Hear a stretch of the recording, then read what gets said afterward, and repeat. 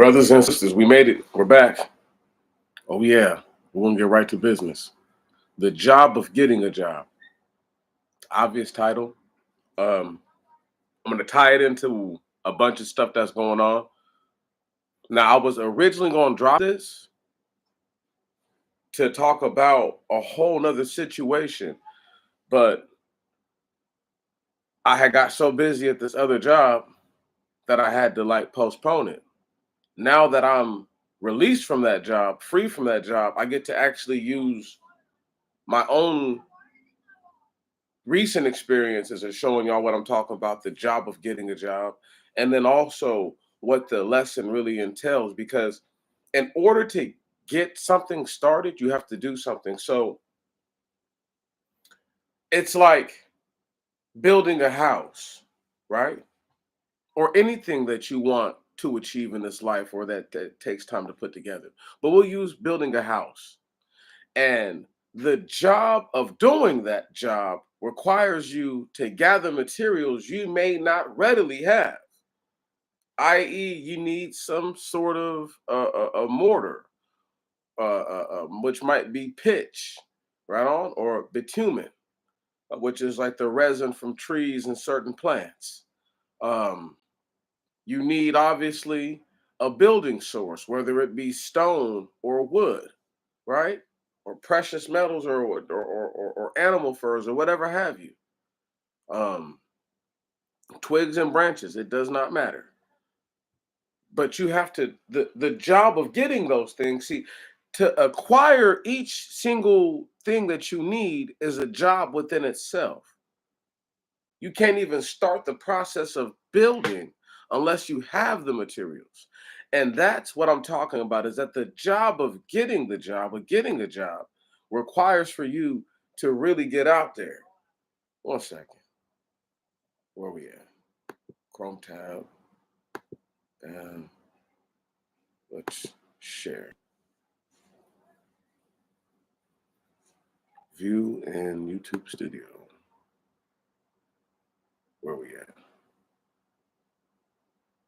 Yeah. Okay. And we'll start at this very bottom one right here. Not the very bottom, but bottom enough. We'll blow that up a little bit. This is from 7 days ago. So 7 days ago, on August 2, I was still working at the job, the Golden Rooster. I no longer work there. Don't worry, it's all fine. I already have a couple jobs anyway. Plus the fact that I still get to work at the hot dog stand. To whom it may concern, this is real short and sweet to the point, y'all. I'm Demetrius Jones. While I've never been the head chef anywhere, I didn't want to put in I've been the head cook or the lead line or none of that. That's not even important. I'm more than qualified for the position. Spanish, Italian, French, and Moroccan cuisine are not uncommon to me. I have room to learn, but I'm willing and wanting to learn. At the moment, I work at the Golden Rooster in Seattle. The location would be much closer to home, and I'd be able to dedicate myself to the job unselfishly. Attached to this email is my resume. Thank you for your time and consideration. I look forward to hearing from you soon. Best regards, Demetrius Jones. That was last Friday. I had an interview with this man on Monday telling me tomorrow on Saturday I start there. I do my first shift tomorrow, a little brunch shift, just to pop everything off. Okay, let's go back to our scent section. Okay, I'm gonna go back to the other spot. Now look. These are all the different spots that I didn't hit up, right?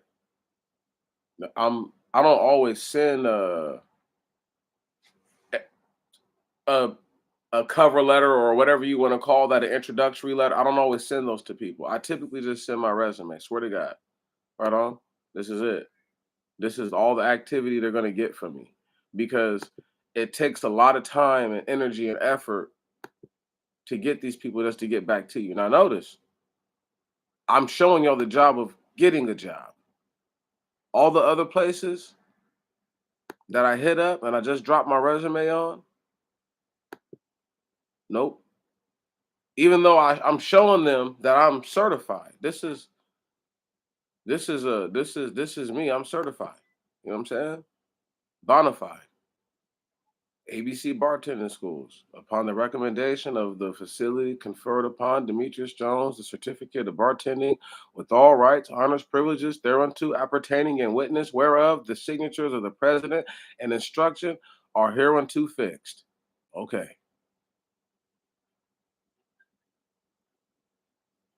So it's not like I'm not qualified to do the shit. I'm qualified for the jobs. That's not the problem.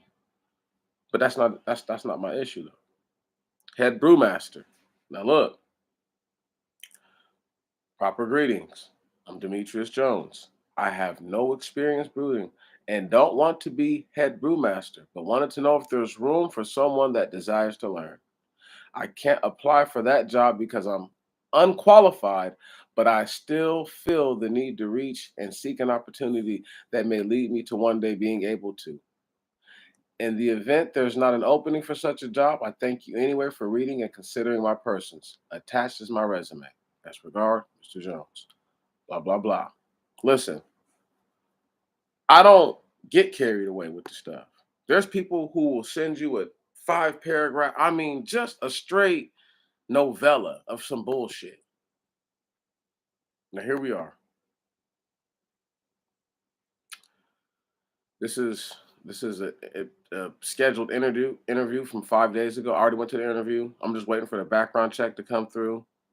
Now, I have the job considering the background check goes through. Right on? Follow me. Now, thank you for submitting your application and resume for the line cook at Woven Seafood and Chop House. We would like to schedule an interview to further discuss your experience and requirements of the position. We are conducting interviews at Woven Seafood and Chop House, Blase Blase Blas, Ruston, Washington, Ruston Way, Tacoma, Washington, 98402. Blah, blah, blah. Listen, I deal with people. I know the job of getting a job.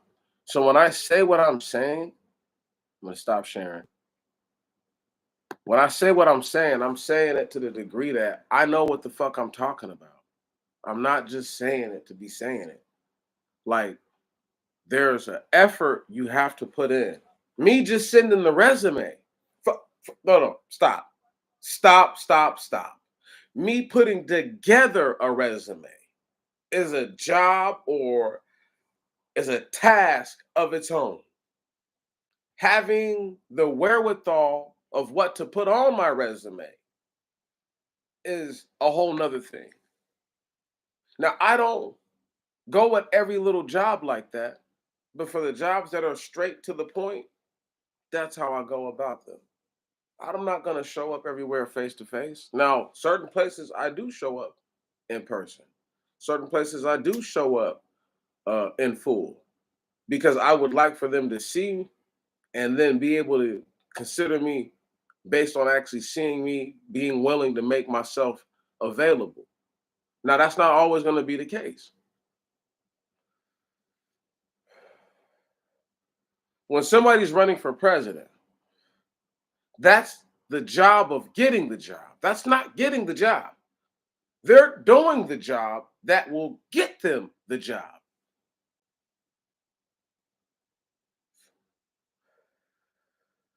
When somebody wants to be a professional athlete, see, it's the waking up at 4 a.m., 5 a.m., and going on dedicated runs, swims, shootouts with the basketball, batting cage.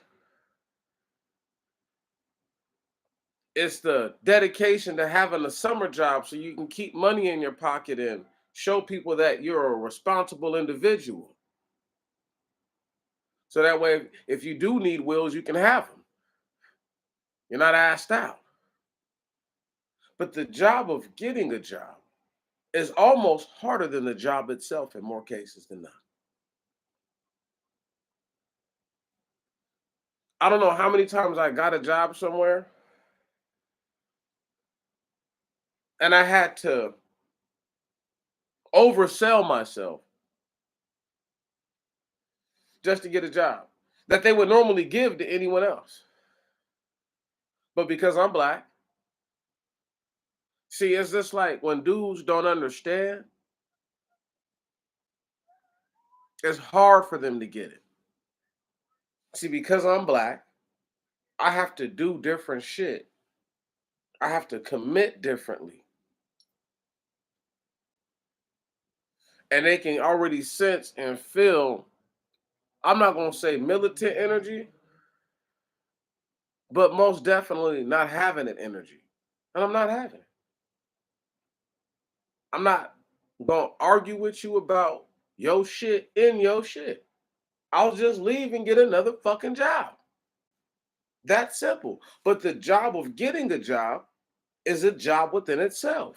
You don't just go and get employed somewhere else.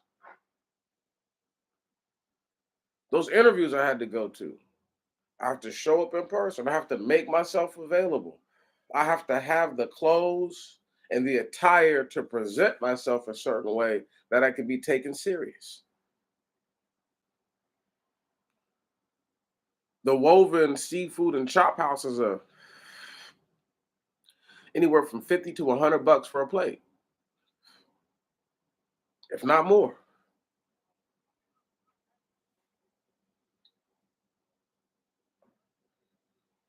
You hear me? The other spot, the Art House Cafe, 15 to $30 a plate.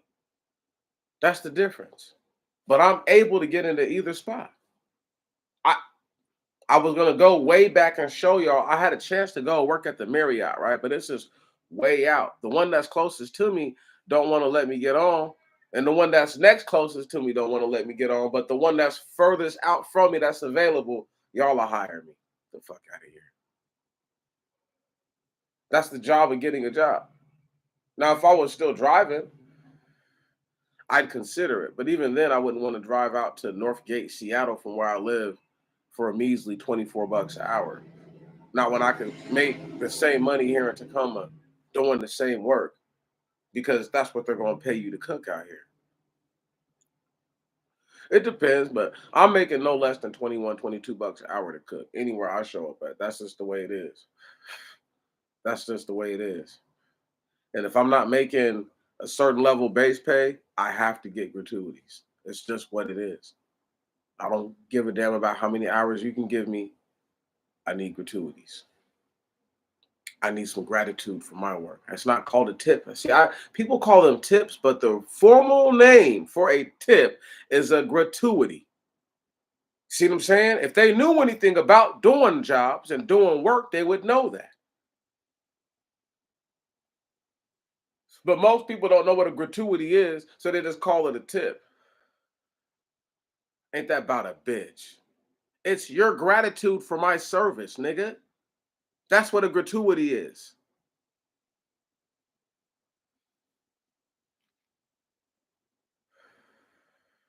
Talking about other countries don't give gratuities. They're too broke to give a fucking gratuity. Otherwise, they would. When they come here to America, they already know what time it is. Right. Oh, your boss should be paying you enough to do this, this, and this, and that, and that. You keep that same shitty mentality. Don't come back here wanting the same service you got from me, and you didn't even want to tip 18%. Right. That's their words. You wouldn't leave an 18% gratuity? We could have automatically worked it into the bill, but we didn't. Once again, the job of getting a job is so much more than what people think it is. You got to get to the point to where you can even be able to talk about a gratuity. What the fuck? You're not even there yet. You got to get there. Right. These niggas is taking life or death chances for so-called prevailing wages to work with dudes who don't even speak English. You make my point. The job of getting a construction job, right? Or a union type of job, or a skilled labor job. They'll make you, as a nigga, jump through hoops. Your piss is clean, your background's clean, right? You have a base level understanding of whatever. But for some odd reason, they want you to deal with this union and not this other union.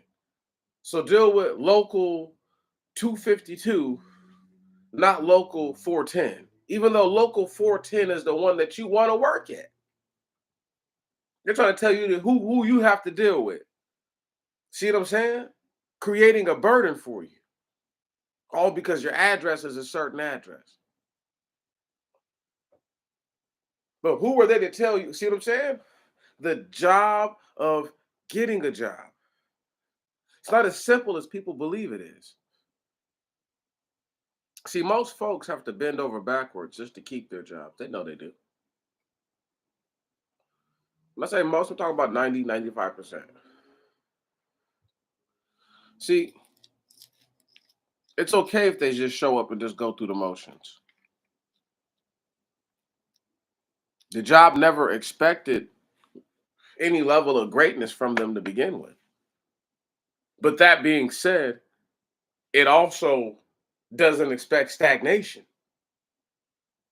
So steady growth or slower than normal growth is still growth.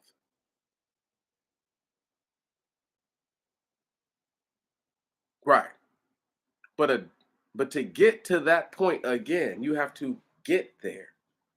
So a man can't even imagine himself being an electrician or a plumber or a all-around carpenter, right?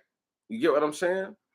What they try to call a construction worker is supposed to be a carpenter. A lot of them are not carpenters because a lot of them, let me break it down real quick.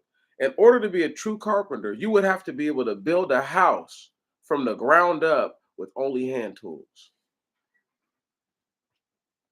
And I said it just like that with only no mechan. There can be nothing with a battery or a electronic mechanized pulse. Okay? Nothing like that.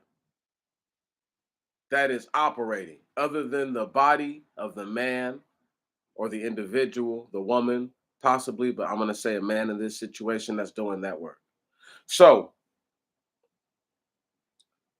if you can't build a house from the ground up, you're not a real carpenter. Let me just go ahead and throw that out there.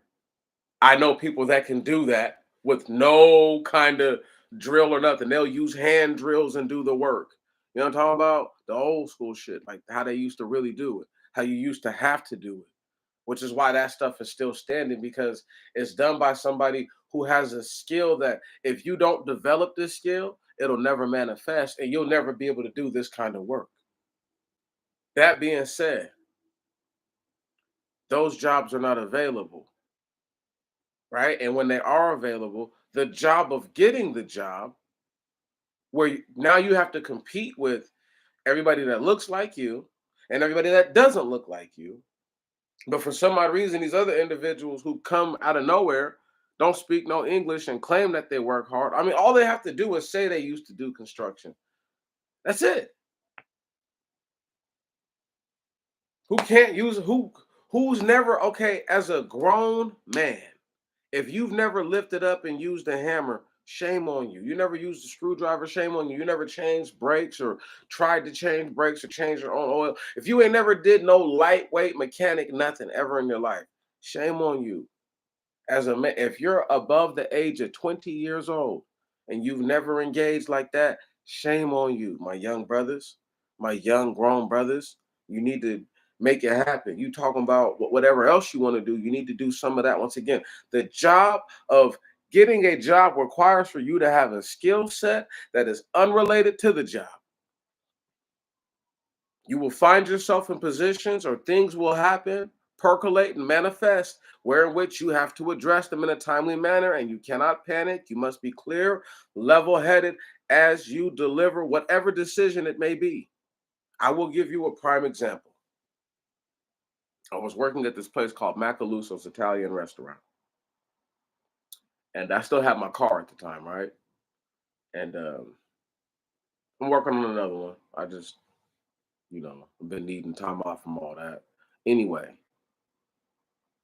I had my car at the time.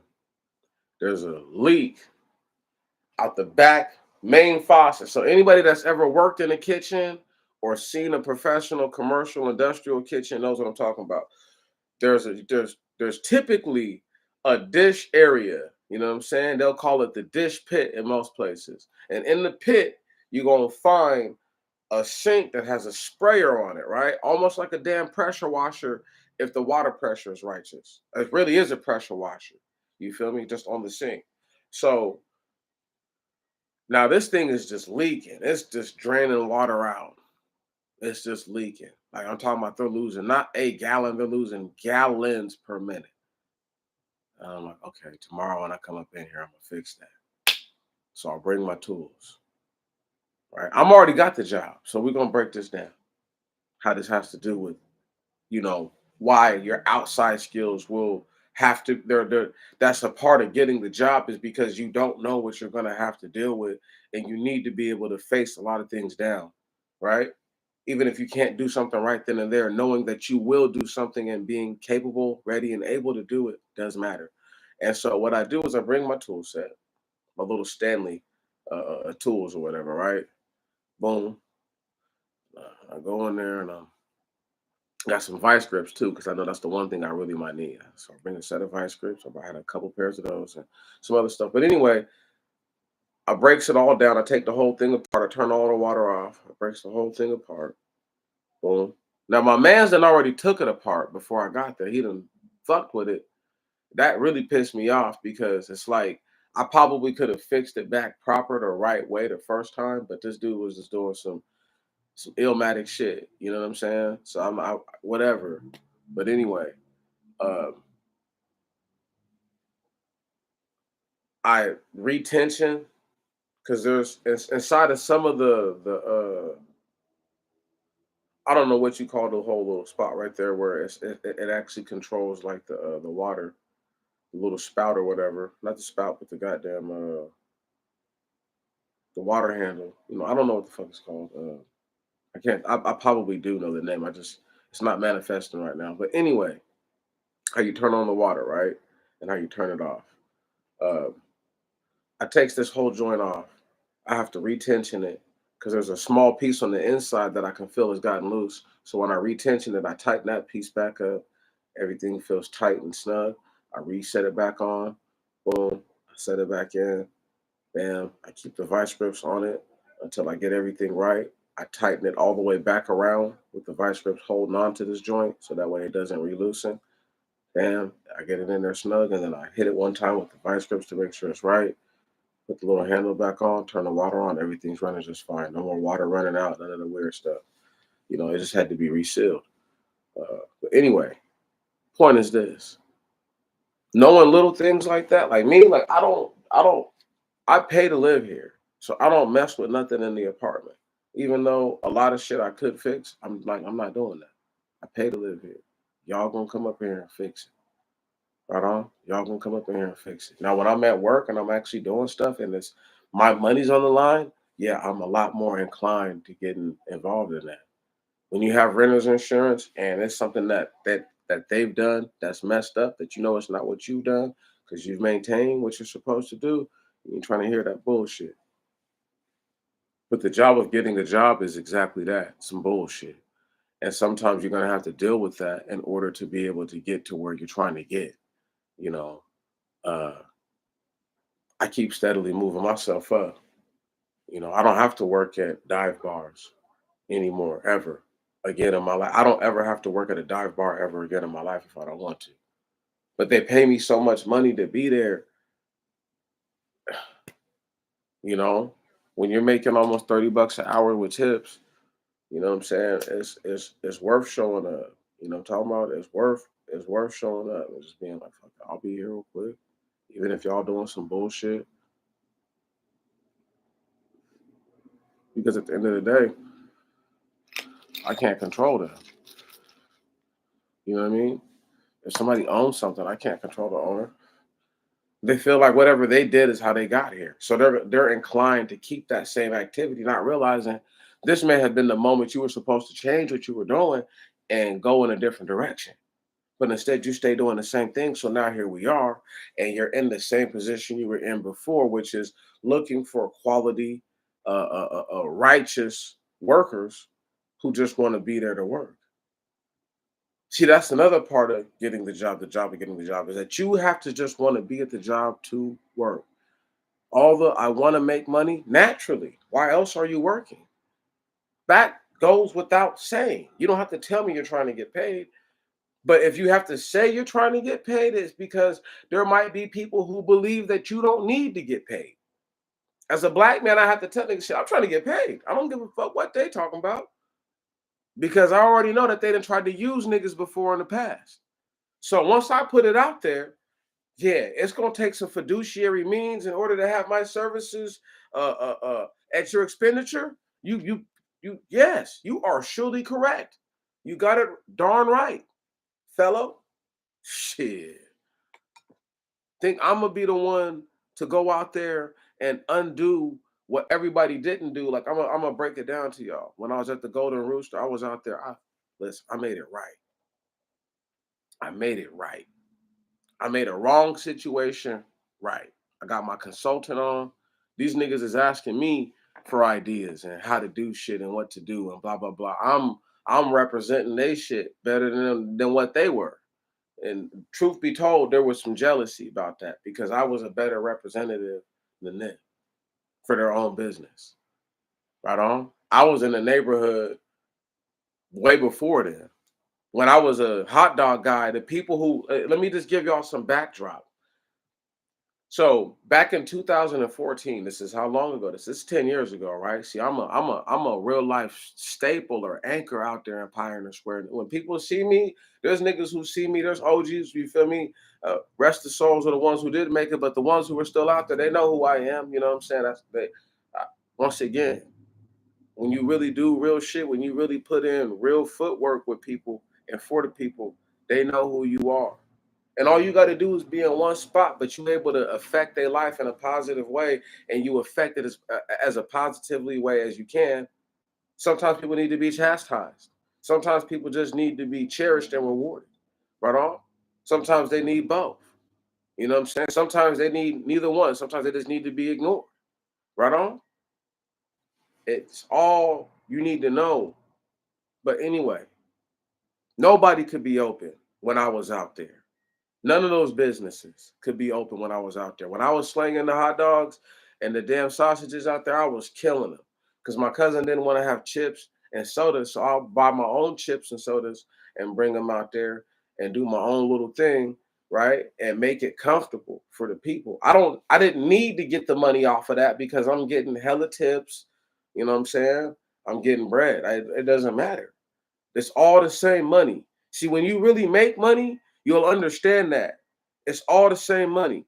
Okay, I pay this much for this. I pay this much for this. I can either make a median price for all this shit, or I can have separate prices where I offset it with certain products. So this ahi tuna cost hella money.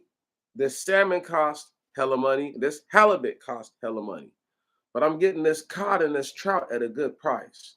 So I'll up the price of what cod normally costs, and I'll bump down the price of the salmon, the tuna, and the halibut a little bit, so that way I can get all that I can get because they're gonna think they're getting a good deal, but really, I'm it's all the same money. However, here we go. Nobody could be open, right?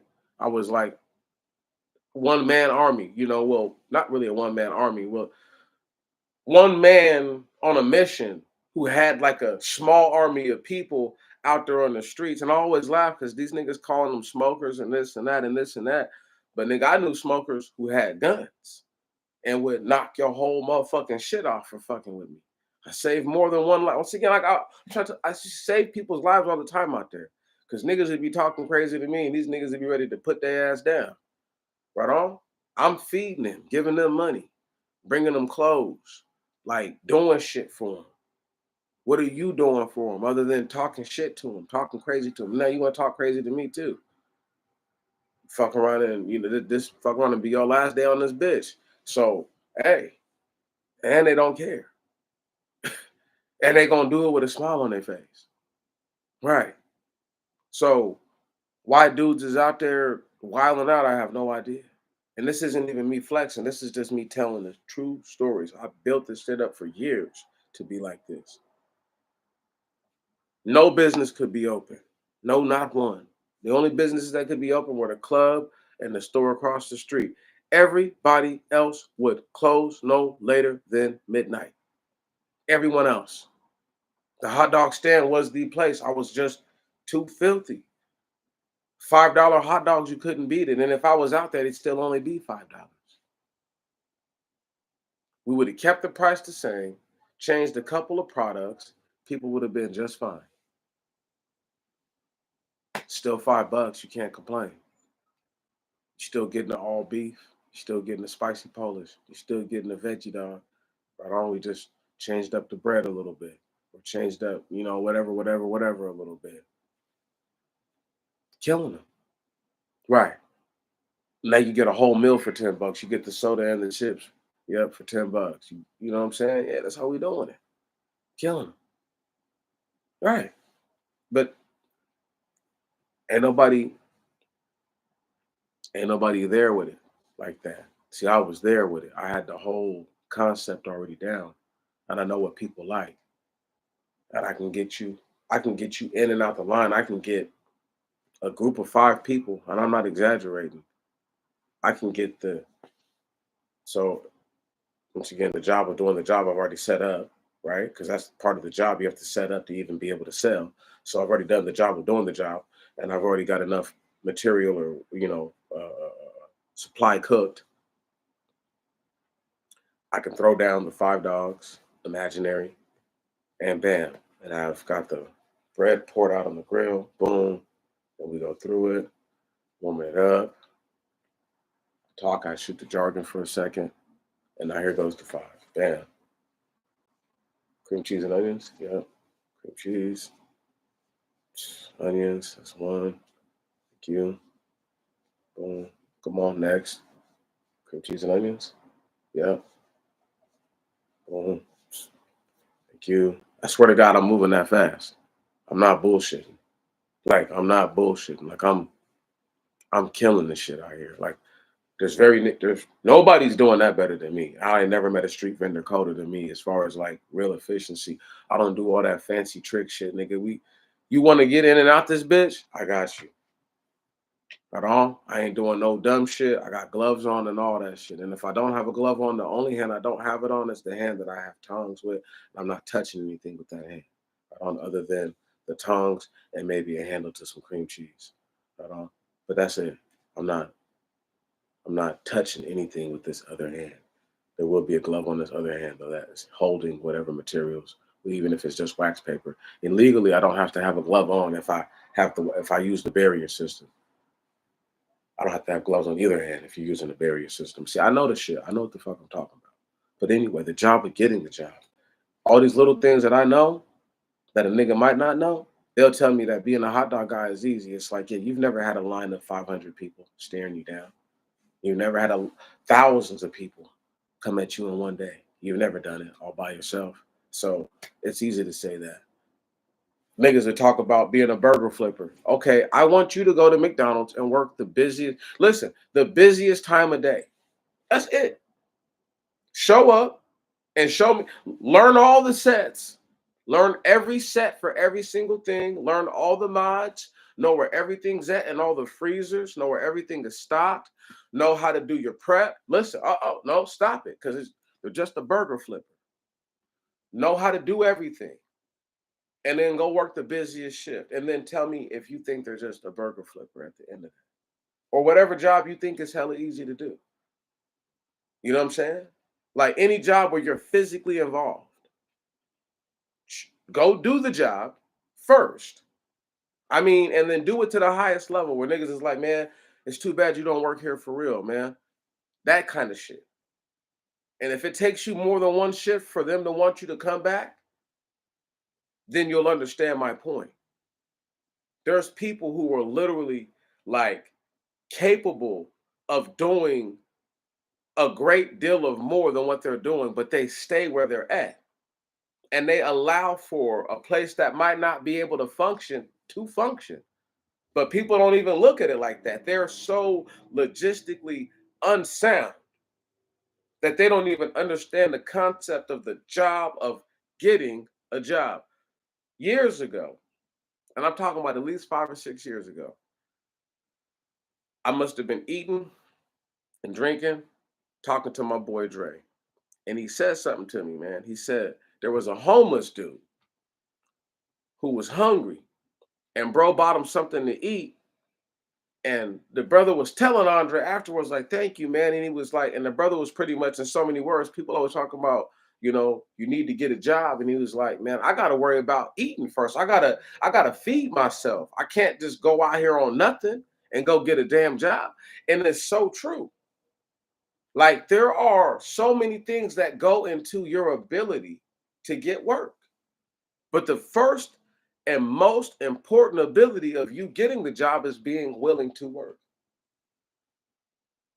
You can't be unwilling. You see what I'm saying? You got to be willing to work. You got to be willing to put in that time. For the people who aren't willing to put in the work, who aren't willing to put in the time, who have zero grind in them, okay, you still have to understand that the job of getting a job is a job all in itself.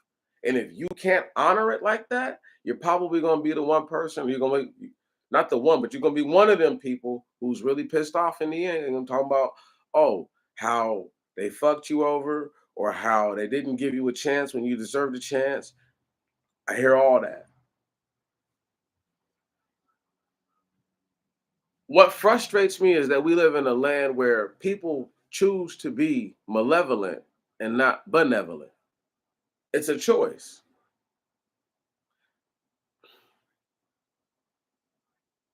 Let me ask y'all a question. Other than being born in Khan Yunis and serving hella time, 23 years to be exact, and some change, in an Israeli prison, what did this dude Yahya Sinwar actually do to become the leader of Hamas? What work did he put in, huh? How many wells did he dig for the Palestinians? How many gardens did he plant and plot, huh? How many unsuspected droves of cattle did he put into the land and bring to the people? I'm asking. Because for this dude to be lionized the way that he is, right? Canonized the way that he is, and put into the light that he's some sort of, you know, he's the antithesis to capitalism and Western imperialism, and he's more or less a real soldier of the face of what Vlad Putin and the Ayatollah and daggone China want to see in the no, no, no, no. This dude is a coward, and I'm not sure what work he's done. I don't know if he actually did the job of getting the job. See what I'm saying? Because if he did, there's no way he could let his people die like that. When you do the work, when you do the actual real life work, you do not want to see your people die. You don't. One person dying, especially when they don't have to die, is too much. It's just too much. One person, one person dying is too much if they don't have to die.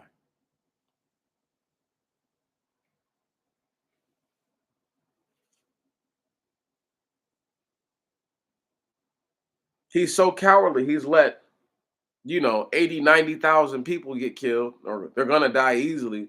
I mean, we're talking about thousands of people still buried under the rubble and tens of thousands of people that will eventually expire from their injuries. Thousands and thousands and more who are going to die over time from the health complications from illnesses and diseases that they were never able to properly battle. Shit that they wouldn't have never even had to worry about. And I just wonder, did this guy do the job of getting the job, or is that part of the curriculum? Is that how they think over there? So if he did everything they thought was right to get to where he's at, I can't say anything. And if they all would do the same, then sure. What I mean, like, what can I really say, right? However, it just don't look right because imagine Dr. King allowing black people to be harmed under his watchful eye and then not allowing himself to be seen or heard from. Just think about it. Sending out little pigeons and doves and shit to send messages, right? Or whatever animals they're using over there. Because that's what I believe they're really doing, you know. And I think that's why the Israelis were killing livestock and shit like that at first. Shh, I can't. I don't like to give away trade secrets, you know. I really don't. Especially when somebody who's not trained for that to understand that kind of stuff doesn't even get it, right? They're saying, "Oh, that's a waste of meat." Mm, uh, probably a message on that animal somewhere, wherever it was supposed to get to.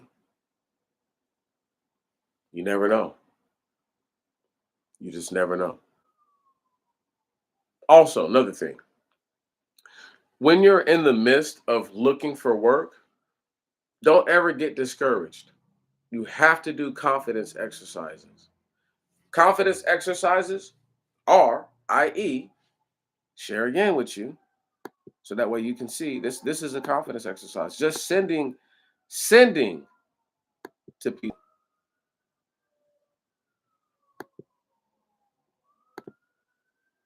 your resume. That's a confidence exercise, right? Every so often, writing a little something to them to see what what you get back from them, right? There's a bunch. Just in the last couple months,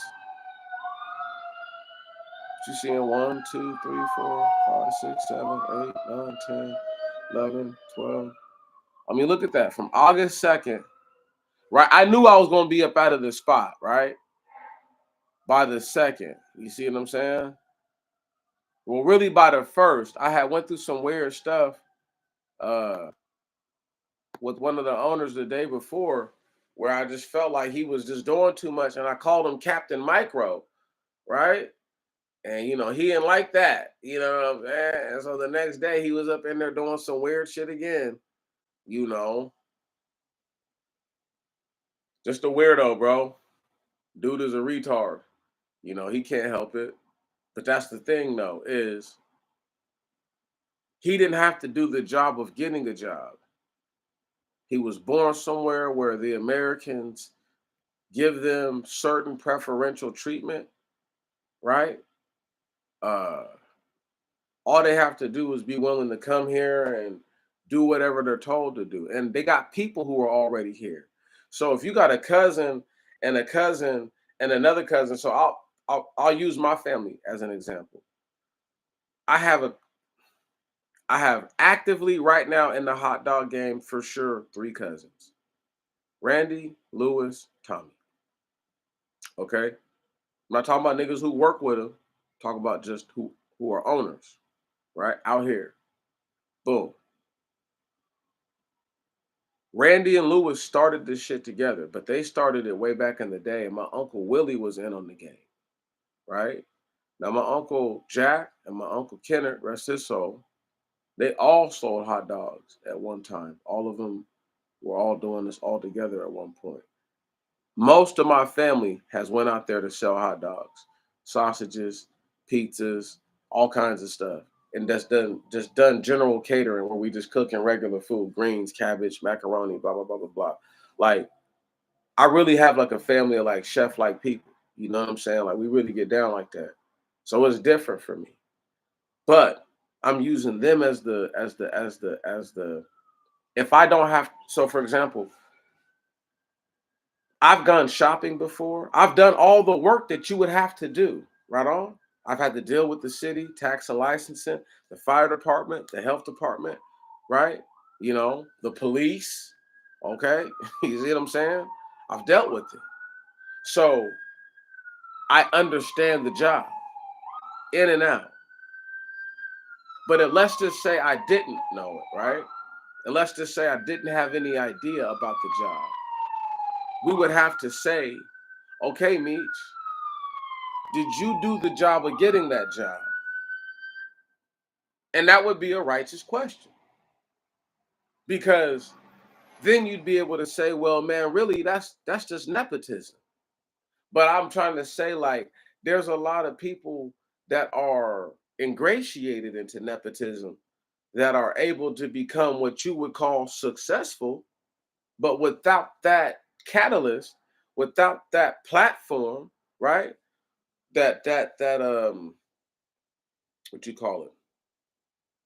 That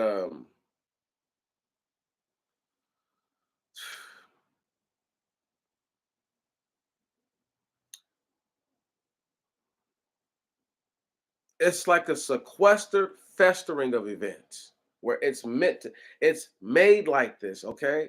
It's uh it's not just artificial, right on, but it's I can't think of the word I'm looking for. Anyway, but you guys get what I'm saying. It's not the actual work that I done that would have got me there. But in my case, it's different because it's not like they just put me in to where I could just make money. Like I had other cousins growing up who, if they wanted to, they could have did that. They could be doing that right now. They just choose not to. You know, some of them are, are in the legal game. Some of them are in the postal service or like delivery type of stuff. But still, that's their own thing. But me, the actual real nigga that I am, I I always stayed trying to do that. But the doors open for me after the fact when all these individuals made themselves not available. If they were still available, I wouldn't be able to do what I'm doing. Does that make sense? So the job of getting the job was done by me just patiently waiting and biding my time. Right. This is the truth. The first time I ever worked with any of my kin long term um, was in high school, and it was on the humbug, and my uncle just needed somebody to fill the spot, right on, you know, and it was $40 a night. You know what I'm talking about? And back in the year 2006, shit, and I already had a little part-time job. Shit, nigga, I was clocking when I was 15 and 16 years old. Man, I was making real money out there. That's why I don't understand niggas. You know, I had money saved. I was doing my damn thing. I had thousands of dollars saved. No bullshit. When I was a teenager, working the hard, legal, honest way.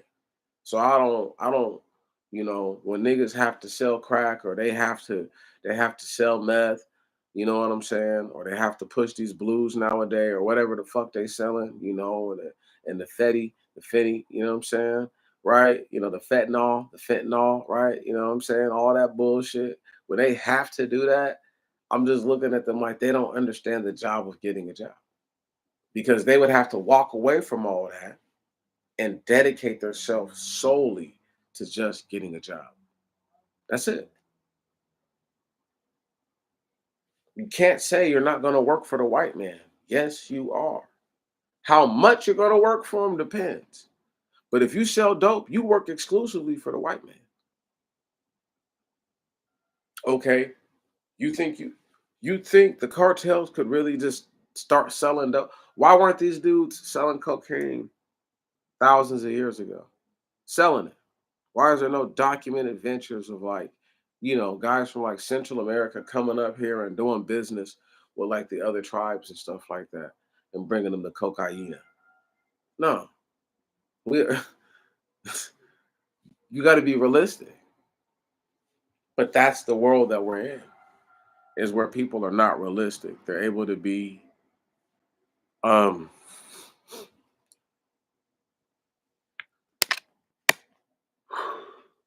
childish. I'll use that word. They're able to be, overly naive.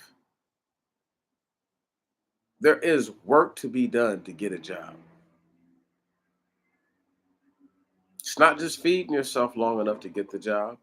You got to be able to get to the job. The real reason why I walk everywhere. The real reason I walk everywhere is because I need to know that I can walk to work. The job can't now once again, if I can't do that, I need to be able to catch the bus there. Because if I can't do either one of those things and I have to have a car, my car has to be freeway worthy highway worthy, and it can't be something that's unfixable. Like I need to be able to do work to it myself. I can't have to go to the shop. I just can't be in that position. Oh, I can't afford to have to go to the shop. I can afford to use the tools that I already have and use um, um, some of the money that I have put away to go buy something that I don't have, right? But I can't afford to be in a position where I have to have a car to work. I can't afford that. As a man, right on, I can't afford that. I can afford to walk to work. I have two legs that work, that are operable, that are useful, that God gave me and blessed me with. Yeah, I'm going to use those two legs to get to work. I'm not above that. So when I hear niggas say that they're frontlining and they're this and they're this, how could you be? If you was a frontline soldier, nigga, you would have a job at Walmart, nigga. Right on? For real, for real. And you wouldn't be talking shit. You would just do your job and go home. And you would not have to worry about where your money's coming from. You'd be a real man about it. And you'd be like, okay, I'm gonna get a better job. While I'm at Walmart, I'm gonna be looking for other work. Wow. Like all the other men that ever lived did. Right. If I don't want to be in this station, I have to find a new station. I have to go and become somebody's apprentice, learn their trade, master the trade, and become a master within myself and of myself. But you cannot be a person who's unwilling to do the job of getting a job just to say that I'm not going to work for the system. I'm not going to be a part of the system. But when in all actuality, if you do anything at all that the system benefits from, you work for the system still. Only difference is you're naive enough, you're childish enough, you are really these people, iron sinewed. I'm saying brass brow and brazen foreheads. For real, for real. I mean, for real, for real. It's crazy. Like, it's crazy. Trying to tell them that you need to do something so that way you can have something. Why am I even having to speak that? But once again, the greater question is do you believe that individuals who you look at and say this person worked for it, do you really believe they work for it? Once again, is work a perception? If I can't eat at the end of the day from whatever I'm doing, and I'm not talking about money right now. Let's separate money from eating. They're not the same thing. They're not the same. I have a couple of apples in my fridge that I picked off of a tree not too far from here. They're not the same thing. I didn't take me any money to do that. Now I had to be up on my 10 toes and walking and go. There's a blackberry bush I need to go see tomorrow when I get off of work, now that I think about it. Anyway, my point is this. Y'all can't conflate those two things. I will work somewhere where I get to eat naturally over a job that pays me a lot of money. I mean, a lot of money. I mean, a lot of money. I would rather eat. I would rather the security of knowing I had a meal than I have to bring my own meal or I have to buy a meal or we're subject to whatever the company provides. No, no, no, no, no, no, no, no. I'd rather work somewhere where I cook the food. I make it myself. I'm doing it myself. I'd rather do it myself. The job of getting a job will teach you certain things that you have to be self-sufficient because you don't know when this is really going to be your last morsel that you have and for how long you have something else to eat. You can't say. And it's really unrighteous when you have groups of people who are so lost that they believe that they don't have to do anything. See, I don't call that a victimhood mentality. That's a freeloader mentality. See, if they called it what it was for what it is, I wouldn't even get upset. I wouldn't even get upset. These niggas are freeloaders. Right. I am not going to say they're not freeloading. If you have a physical able body and you choose to get EBT, choose. Not because there's food scarcity or food insecurity, or you have a young child or a small family that you're taking care of, or even a large family that you're taking care of, and it's just logical and sensible that you do this. I get it. However, if you're a grown man and you're single and you really are not having to see, when you don't have to do certain things, they become non-apparent in the mind. And this is why it's so important for these brothers and these sisters to understand you can't be a freeloader. Right on. You have to pull your own weight. You have to. Anything that you can do to contribute, you have to contribute. Because all the people who have the taker mentality, that's feminine. That's a feminine mentality. You know what I'm saying? No real man is going to label himself a taker, or no real man. No real man. I don't have to take anything. I don't, I'll earn it. I don't have to take nothing from nobody. I'll earn it. When Abraham had rescued his nephew Lot, and he came out there, and Melchizedek of Salem, the high priest, right, of what they said was the Most High God, but he was talking about some individual named El Elyon, not the true God. Anyhow, this Melchizedek character tries to offer Abraham payment or whatnot, and Abraham was like, "I won't take nothing from you, not even a latchet from my shoe." Right, lest thou say that you made me rich.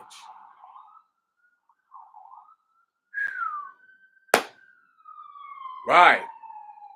Real men are not takers. They're earners.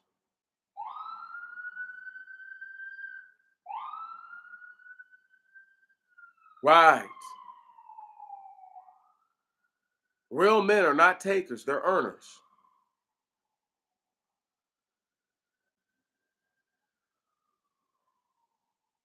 When Jacob did the job of getting the job, right? Because he was trying to earn his wife, Raquel.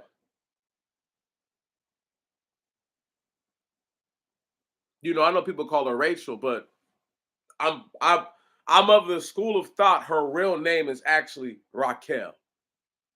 Neither here nor there. And with Raquel, right? He's like, I'm so in love with this woman that whatever I have to do, I'll do it. And when his uncle pulled the Laban, or Laban, as some people call him, pulled the rug from underneath him and said, "It's not of our customs to marry the younger daughter before the elder." So he gives her Leah. So he gives him Leah, and that's his first wife. Works for another 7 years. Okay. Finally earns Raquel to be his wife. Deeply in love with this woman. Right. 7 more years go by. And finally, he figures he's done enough. He leaves with his children, his sons, who are known as the sons of Laban or Laban, who tell Jacob that their father, Laban, says that you plan to take all of his goods, everything from him. Now, when this takes place, Jacob leaves, and Laban or Laban is in hot pursuit. And Raquel, wife of Jacob, takes idols of her father. Okay? Now, when her father asked her to get up so he could search everything, she pretty much said that it was like that time of the month for her. So he didn't press no further. But he was there for his idols. Okay? That's really why he was there. Let's not get it mistaken. He was there because he was mad at this nigga Jacob for doing what he did. Those high priced sheep and all that, those prize sheep. Yeah, he's pissed about that. But those idols that he worshiped, yeah, he was really mad about that. For sure, for sure. And when Yakub or Jacob is at this mountain, it's at night, and Laban has a vision, a dream, and the Most High God tells him not to hurt him. Okay, he explains this to Jacob. Now, my point being this, y'all. Jacob tells Laban, man, I suffered pretty much working for you. Right on? Long days and longer nights. In the cold, when the wolves or whatever would take a sheep, I would replace it. When the thieves would do whatever, I would replace it. I made it right. Before I got here, this is all. You only had this much. Since I got here, you've been blessed. Right. There's two sides to that. But still, there's a law made that you're not supposed to be doing what Jacob did ever again. But neither here nor there. Had to bring that up. But the point being, Jacob did the job of getting the job. See what I'm saying? How can I trust in a man to become a nation if he won't, if you can't be trusted to be a shepherd over animals? So, for example, if you can't successfully breed any animal, you're not probably meant to ever have an empire because you don't have the pedigree of longevity, continuity, and perpetuity. Right. If that was something that you possess naturally, which Jacob did because God blessed his hands to increase all these things. Now he's using a trick that he probably learned somewhere else, like the rods to get them to mate, and it produces a certain kind of offspring. Come on now, this is deep. That's all. That's all gene altering. Okay. All right. At the physical base level, that's how you alter people's genetics, or at least those animals' genetics. So some will come out spotted or not spotted. This, that, the third. The job of getting the job, you have to know certain things.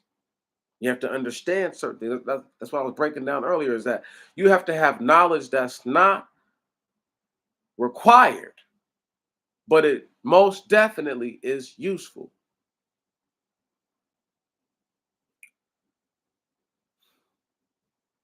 Does anybody remember Jacob being taught how to use a sword or a bow? Me neither. But for whatever reason, when he's on his deathbed and he's giving up his inheritances to his sons, and the one that he loves the most, Joseph, gets the most out of everybody, right? And he tells Joseph, that I'm giving you this good land that I took from the Amorite with my sword and with my bow. It's like, and I know people be like, what? I'm like, yeah, mess me up too. So for him to say that means that clearly he knew how to use a sword and he knew how to use a bow and arrow. Why that's a clearly knowing how to warrior was a prerequisite. I say those things, I say all that I'm saying to say this. It's very important for y'all to know the job of getting the job of getting the job, and to know it and to really embrace that. Because while you might believe that the job that you're working right now is not important or important, that is useful or not useful, everything that you're doing right now is putting you in a position to ultimately be able to do something for yourself come that day. Because no man's going to be able to save themselves. No.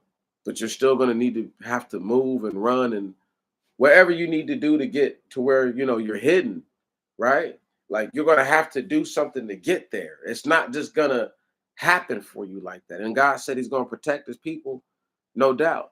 I'm not saying that you're going to save yourself, but you're going to have to do whatever parts you're going to have to play. You're going to have to play your part. So If you don't like playing the part that you play right now on this earth, what makes you think you're fit to play a part in heaven or whatever is on the new earth? You see what I'm saying? You have to really look at it like that. You know, I had to get some stuff of mine's in order too. You know what I mean? Just my general situation. But at the same time, what I have, I take care of. I don't abuse it, and I'm always willing and ready to do what's necessary to make it right. There's a lot of people who aren't like that, and I'm imploring the people to always be ready and willing to make it right. There's never a moment where it's not the right moment to make it right. You never know when it's going to be the last day. You never you shit. You never know. Shut. You never know when he's going to show up. Shut. And I say that seriously. I say that, to be lighthearted about it, but to also be real. You just don't know. And it's better to fight the good fight while you're here and to do the job of getting a job. So that way, other people who come after you understand that you can't sit around and want what's yours rightfully. Just go out and earn it. You know what I'm saying? Like DMX said in the Real Friends, the remix. He said, he said, I didn't ask God for what I wanted. Uh,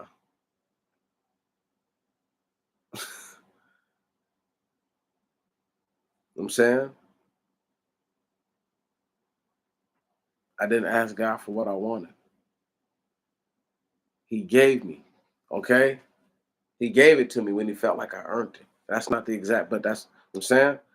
Anything in life that you get, my friends, you have to earn that shit.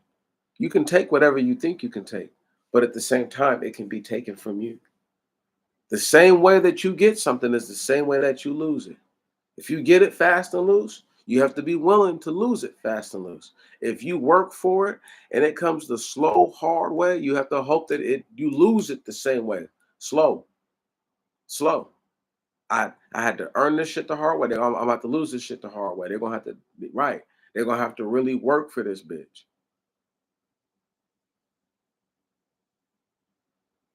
Anything worth having is worth earning. The true nature of man is definitely worth learning. That's what he said.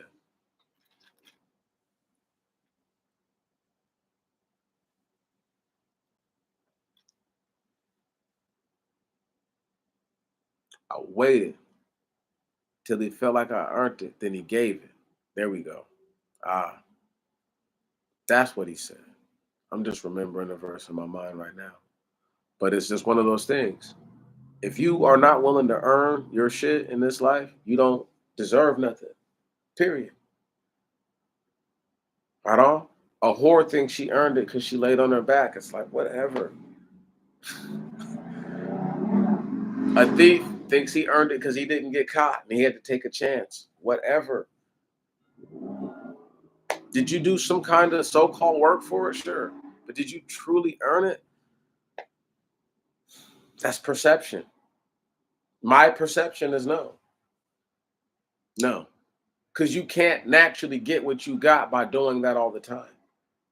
Because that won't happen like that all the time.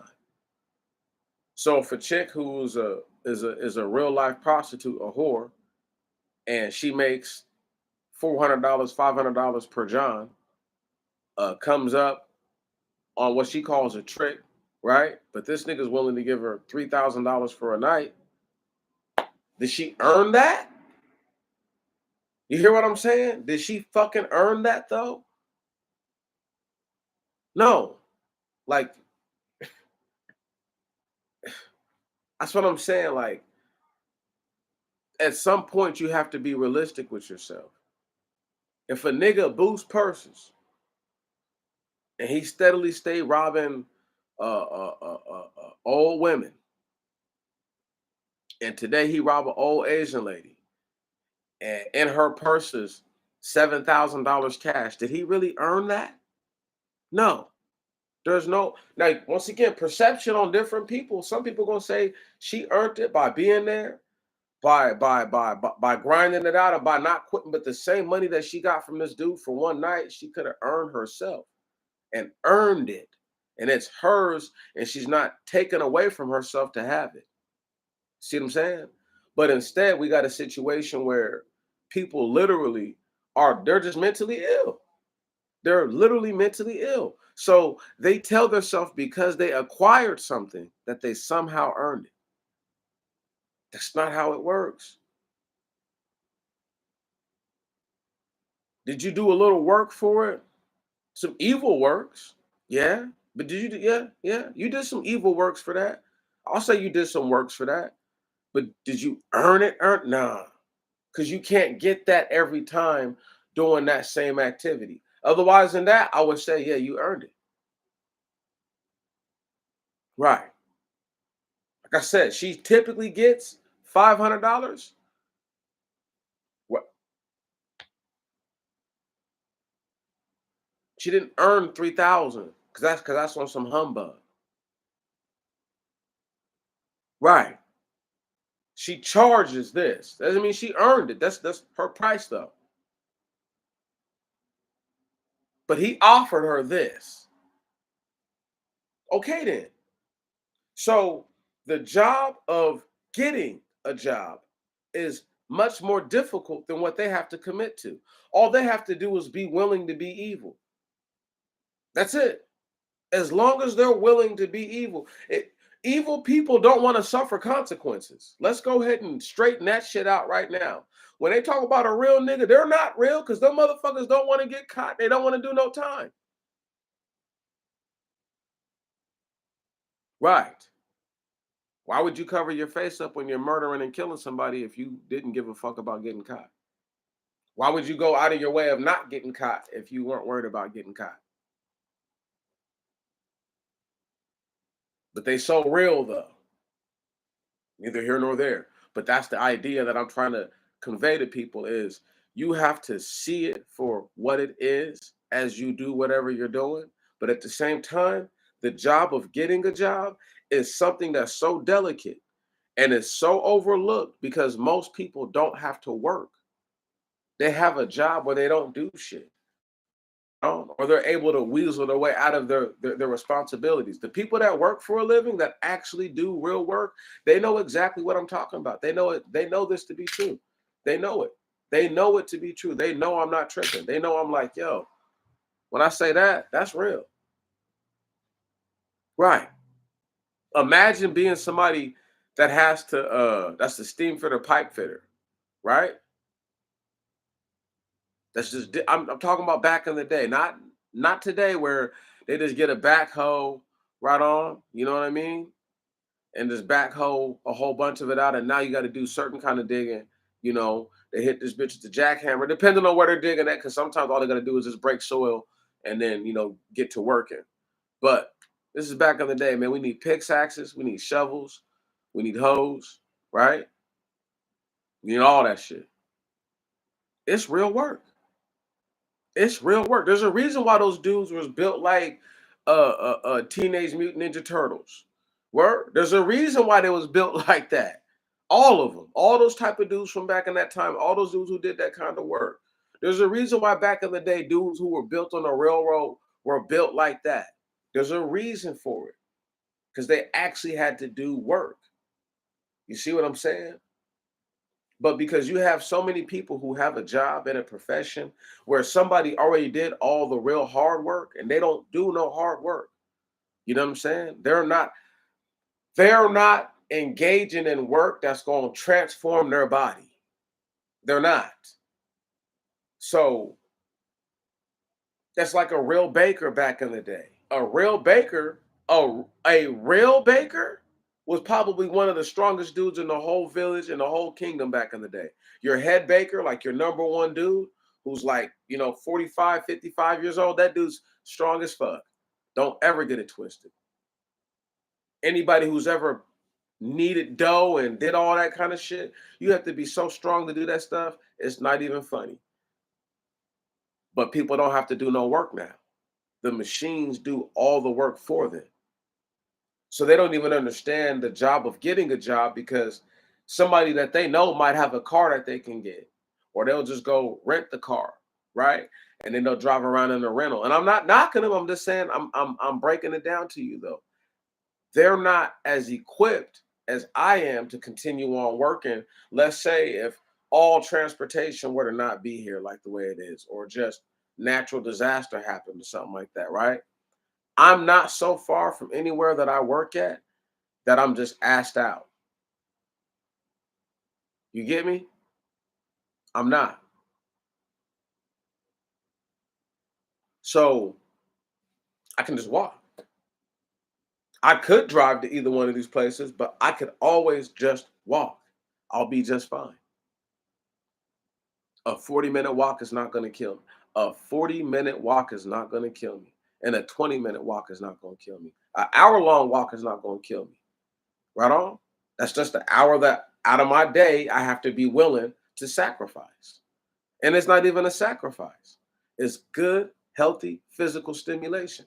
See, the job of getting a job, most people don't have to engage in at the highest level, at the hardest level, right? So because they don't have to, their inability to understand things like that, right? They just can't get it. They really cannot get it. And once again, I'm not knocking anybody who's a real estate agent, is an IT person, uh, uh, uh, um, somebody who has a relatively sedentary job. You know, you deal with stocks and bonds. You're an accountant. I got all kinds of family members and friends and stuff like that that do different work. I'm not knocking what people do.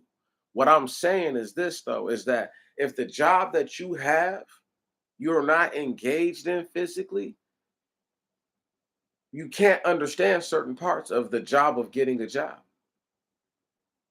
Because when a person, let's say a person who wants to be a plumber, right? Okay, you could lie on your resume,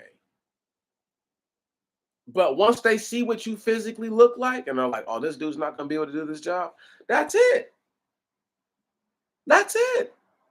Now, there's some big boys who are plumbers. I know a couple dudes, some big old boys that are plumbers. They ain't getting no smaller, but they do the job.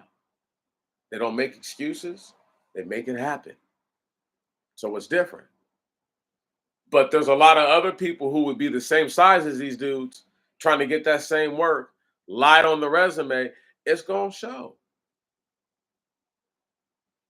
Now with the IT stuff and all that, yeah, you can't lie about knowing how to code. You see what I'm saying? You either know how to do it or you don't.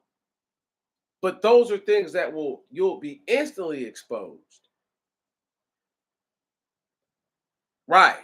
But there's still no, other than typing and putting the code, there's no physical attachment you have to the work. None. Coding's not, because you can't use coding in real life to build buildings. You can't just be like, okay, here's the code for it, enter. And then it just 3D prints out the whole fucking shit, makes the whole house, makes the whole building. It don't work like that. It don't work like that. It does not work like that.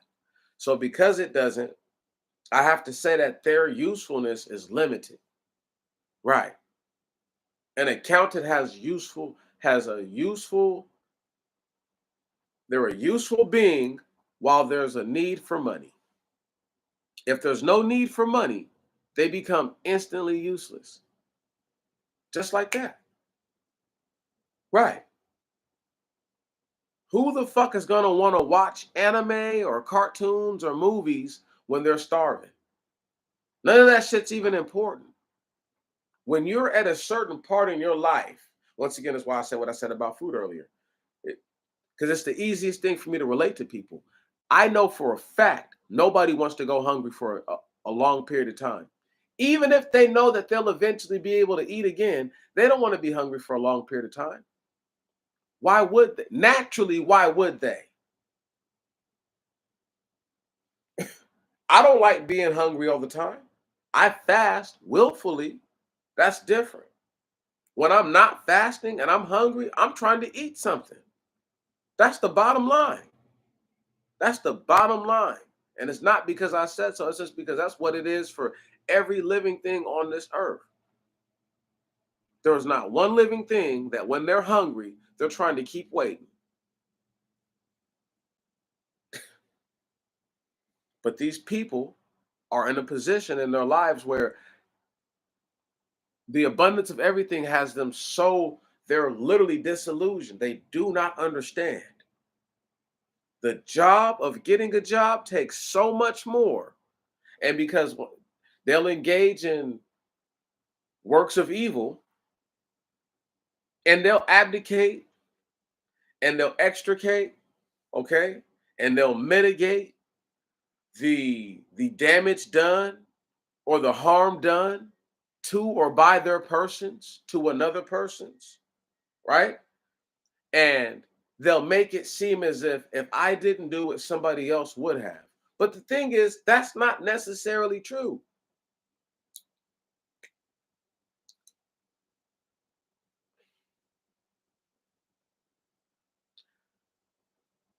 We're in a very delicate time. You keep hearing people talk about, oh, you got to stock up on this and stock up on this. Why would you? Why? Why? You don't know if you're going to have a chance to even enjoy it, use it, or put it to use. You know what I'm saying? Like really like whether it's food or a product or whatever. I got stuff in here that's still brand new that I have yet to use. Tools that I bought that I have yet to use. Right on? Talking about like, hand tools, stuff that I could, do some work with. I got to be in a position to use it. But I use all the things that I can use when I get a chance to use them. See what I'm saying?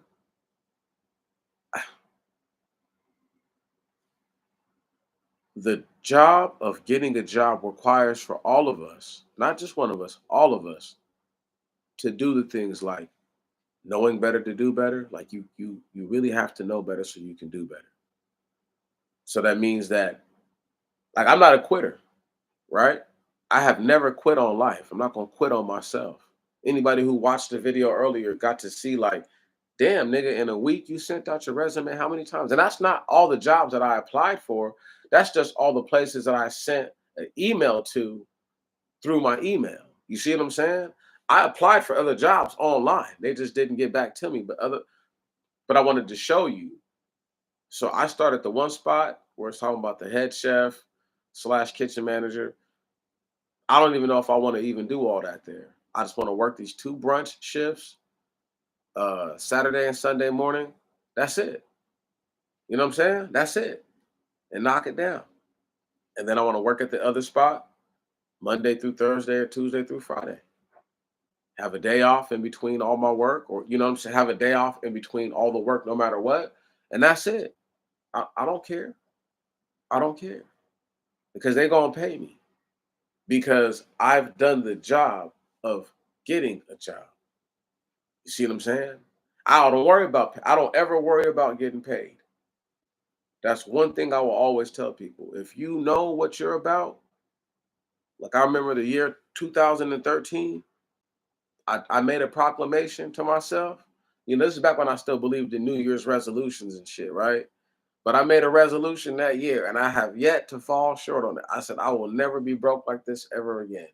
I was 22 years old, right? And I wasn't even like hella broke that year, but it was just I had fallen into a position where, I had fallen off. Nigga couldn't get no work, couldn't get a job and shit.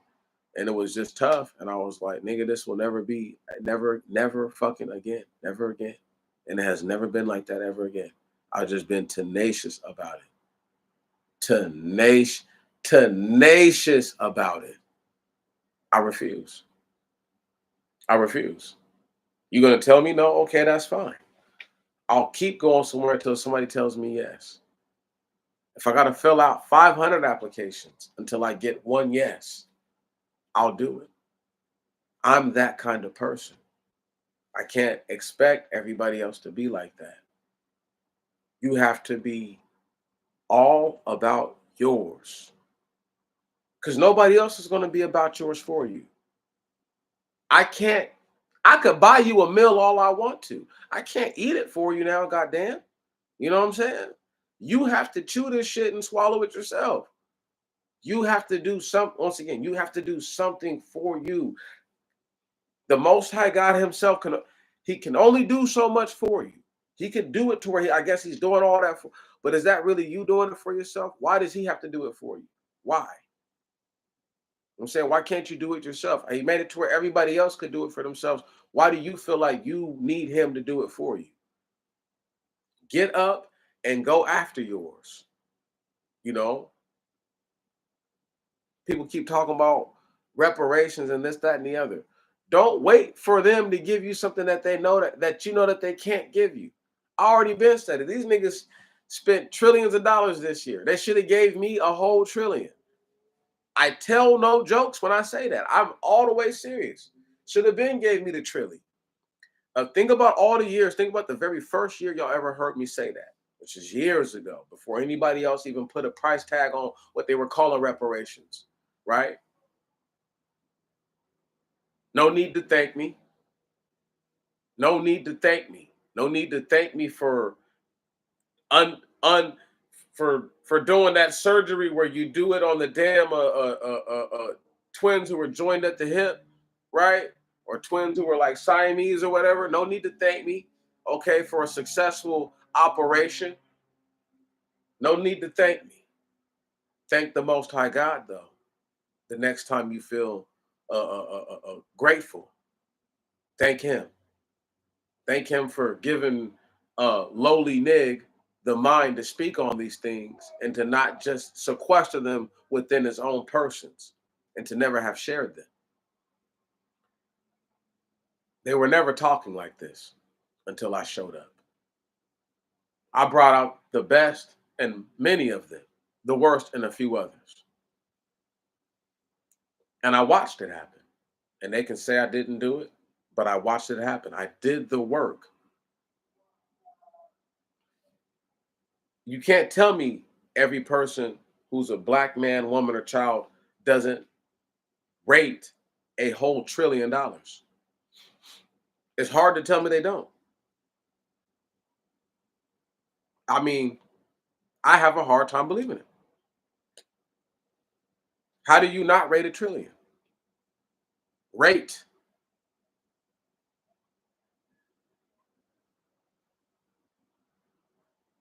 How do you not rate that? You have to, easily.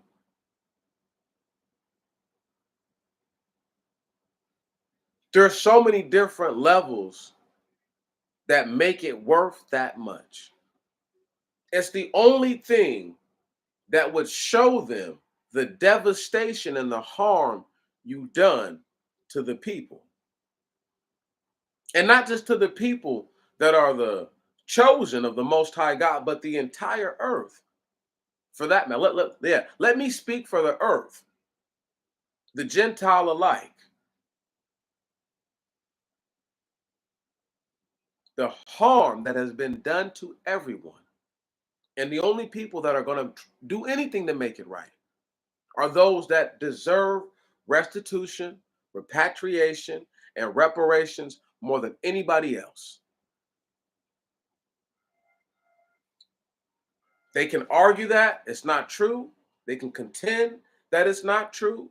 But the fact remains that if you could give the Japanese anything, even though there were people who were proven to be spies, that alone should have made it to where don't none of y'all get nothing. Because there was one of y'all that was in on the bullshit. Nope, didn't collectively punish them.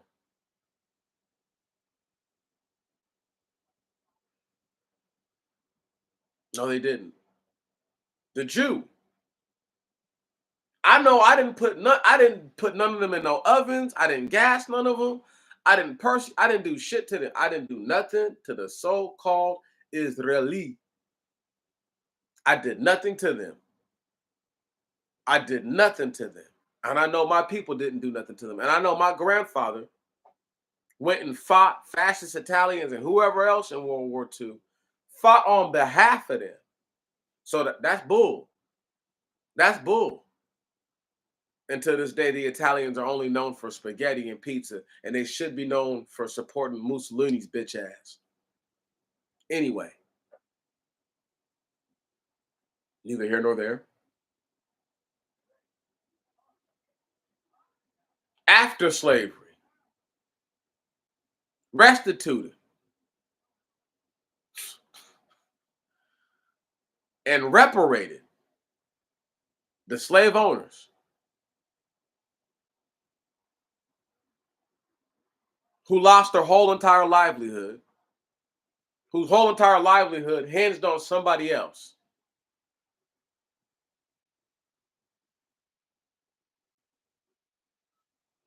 Ukrainians never did nothing to nobody from Ukraine.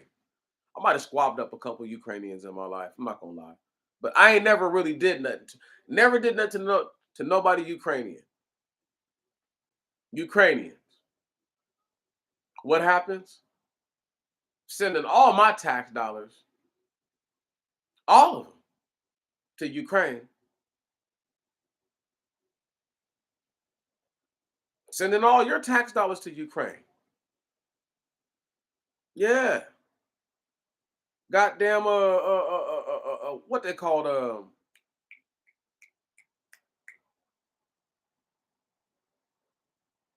what's this nigga, man? Zelensky. Been on a professional begging tour for the last 2 years. Whatever.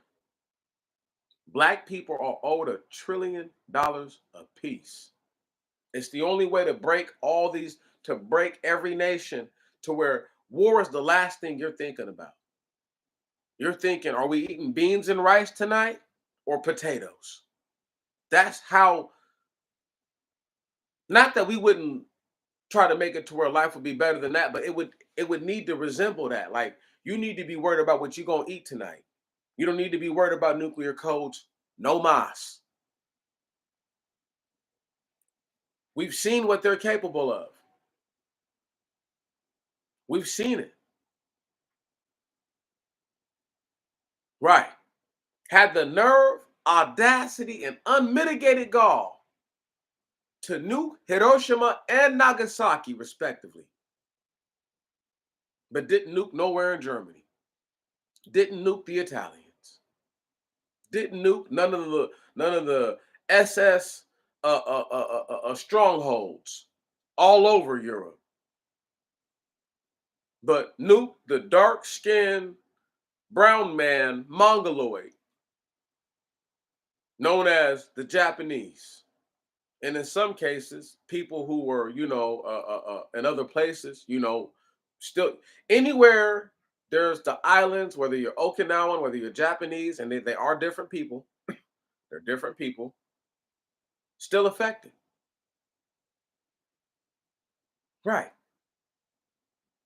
Didn't nuke them other guys, though. The guys that you really claim were the real evil ones. Let that sink in, y'all. Now, they want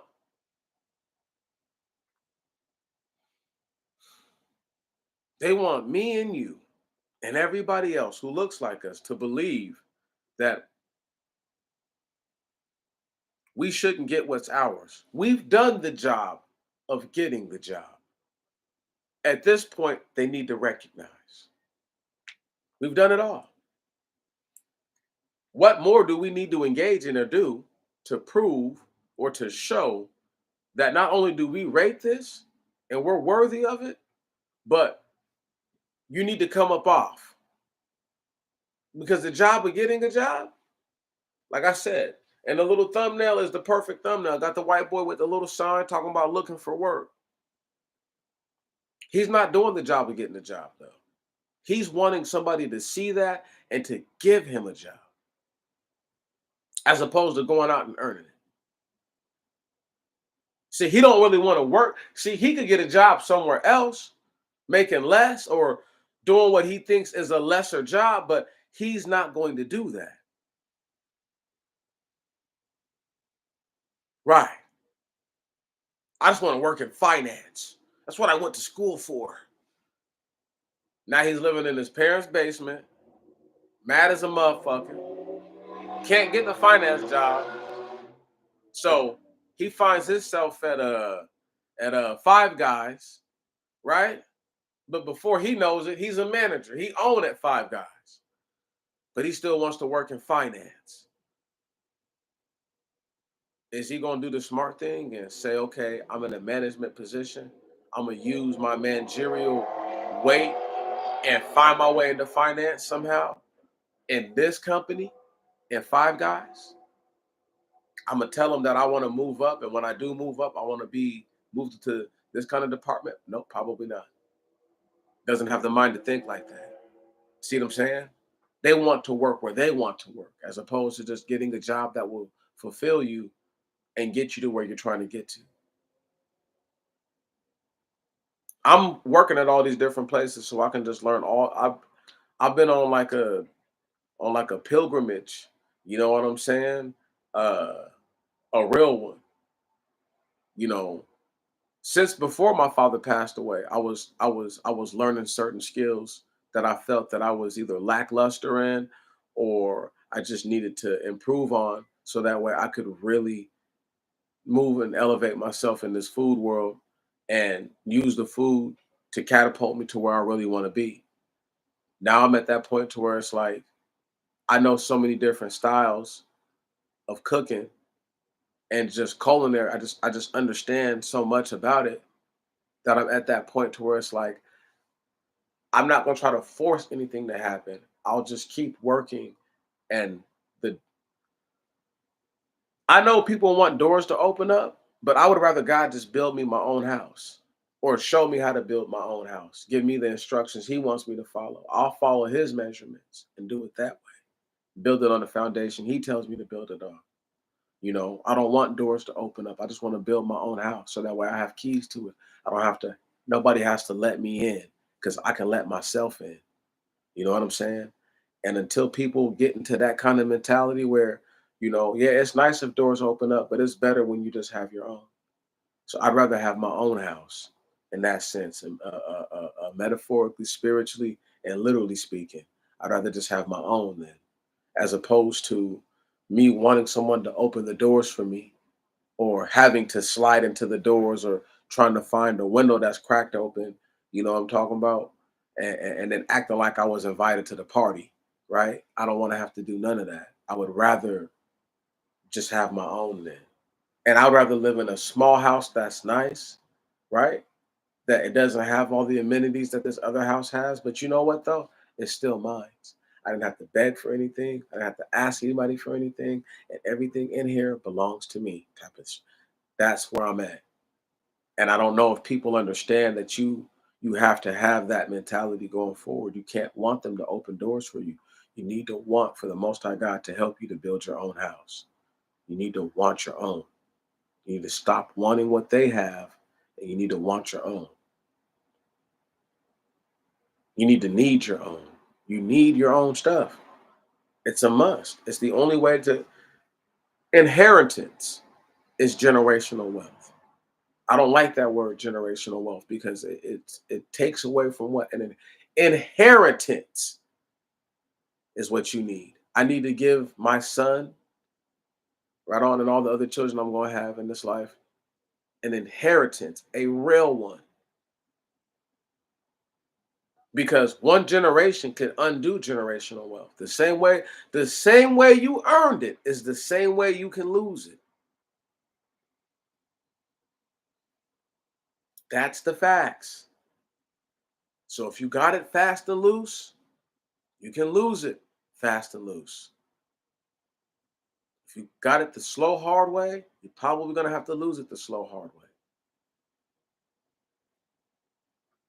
But if you want to be a punk, and there's a lot of punks out there, if you want to be a punk, you be my guest.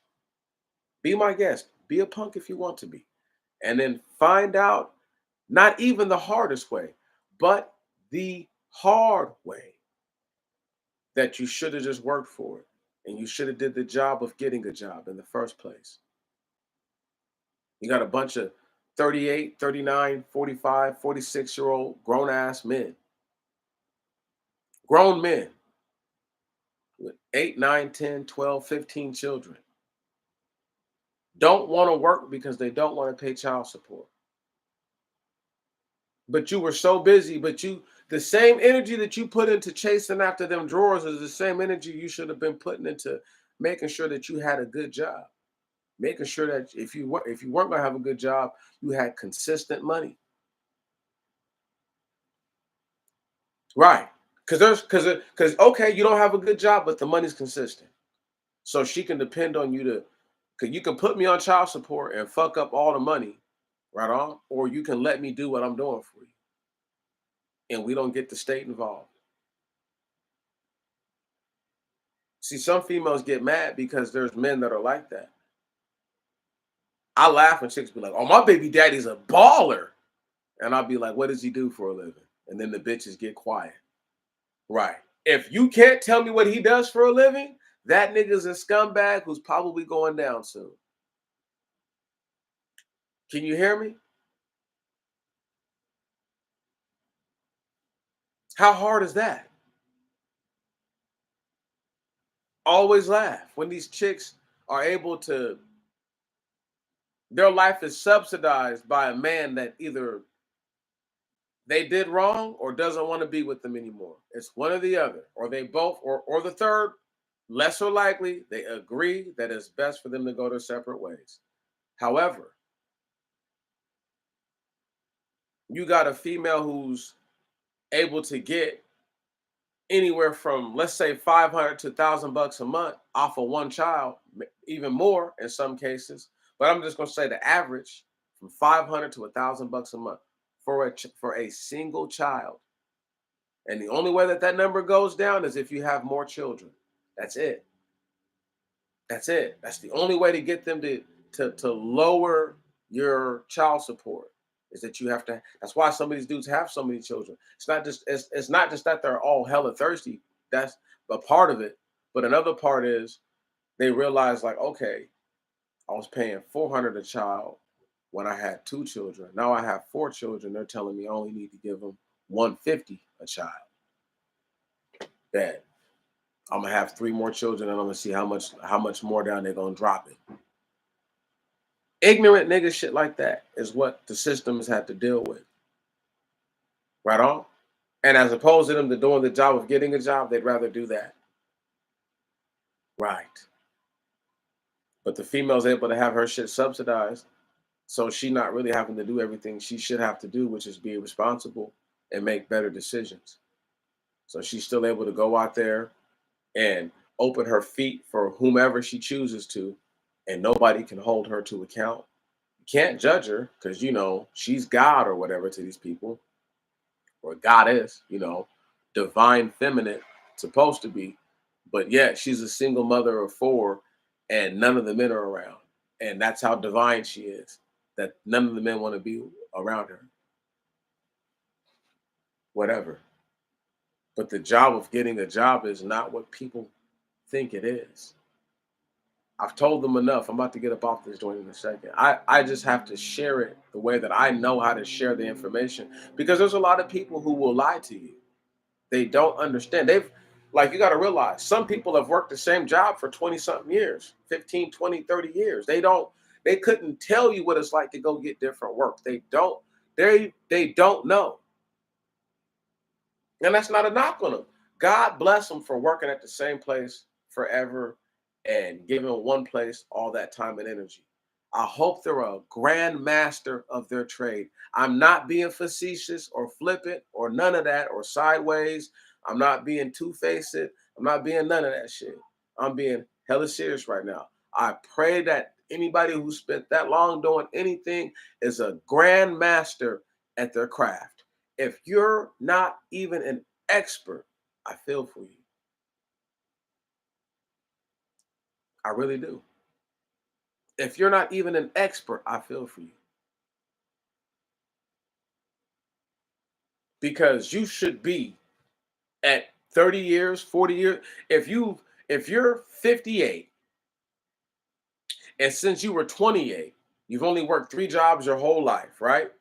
And since you were 28, this is where you've been. Yo, You should be a grand master at this. No excuses. There's not one excuse. Right. That's why it always blows my mind that you have all these restaurants and all these eateries where place has been in business for 25, 30 years, 50 years, 60 years, and the food is trash. But the people who eat it love that trash. That's what they're used to. And if you did anything different that seemed like it was better, they would rebel against it. Why? I have no idea. It's the system that we live in, it's the earth that we live on. We have a massive contingent of unqualified individuals who speak on the qualifications of other people, but they've never done enough work. They don't know because they don't have an actual diverse background. You know, one of my cousins was talking smack the other day. He said, "Boy, you remind me of my other cousin down in Mississippi." He said, "That nigga." He said he got the cold ass resume. He said he get a job, lose a job, get a job, lose a job. He said that nigga resume cold though. He said he did a little bit of everything, and I'm like, that's how it's supposed to be. See, because I was forced to do this. I didn't. This wasn't a choice. I was forced to do this. But since I was forced to have to do it like this, I know what I'm saying to be the truth. That the job of getting a job is a job all within itself. And when people have not had to reach out and subject themselves to the powers that are, not just the powers that be, but the powers that are, from the power that is, it's totally different because you're subject to whatever they want. You don't get to make the parameters. When I went down, I'm gonna give you guys a case in point. When I went down to check out the head chef position, right?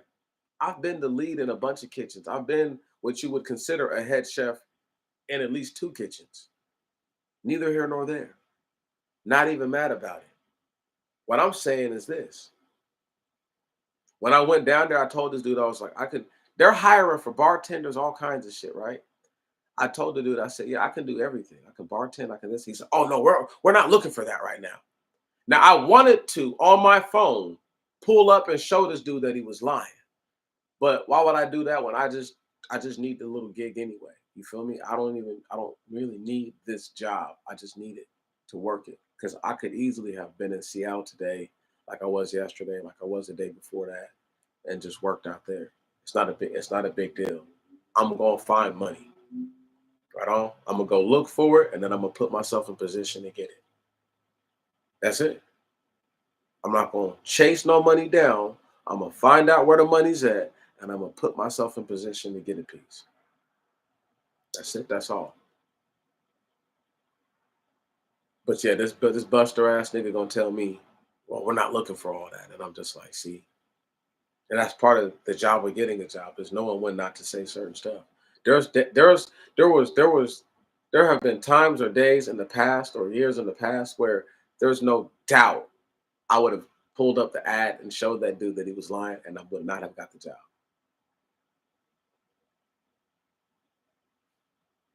Just like that.